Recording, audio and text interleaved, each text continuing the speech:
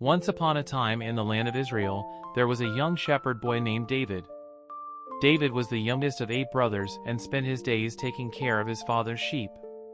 Even though he was small, David was very brave and trusted God with all his heart. One day, a terrible giant named Goliath was scaring the Israelite army. Goliath was from the Philistine army and he was huge. He stood over 9 feet tall and wore heavy armor. Every day, he would shout, "Choose someone to fight me. If he wins, we will be your servants. But if I win, you will be our servants." The Israelites were terrified. No one wanted to fight Goliath. When David visited his brothers at the battlefield, he heard Goliath's challenge. He was not afraid. David said, "Who is this giant that he should defy the armies of the living God?"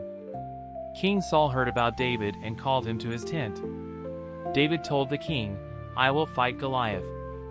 The Lord, who saved me from lions and bears while I protected my sheep, will save me from this Philistine." King Saul was worried because David was just a boy, but he agreed. He tried to give David his own armor, but it was too big and heavy. Instead, David took his sling and 5 smooth stones from a stream. With his staff in hand, he went to face Goliath. Goliath saw David and laughed. "Am I a dog, that you come at me with sticks?" he roared. But David was not afraid. He said, "You come against me with sword and spear, but I come against you in the name of the Lord Almighty.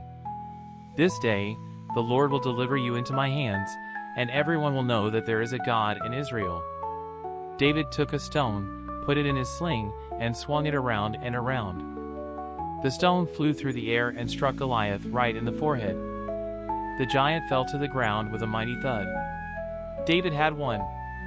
The Israelites cheered and chased the Philistines away. David became a hero that day. He later became the greatest king of Israel, known for his bravery, faith, and his heart for God.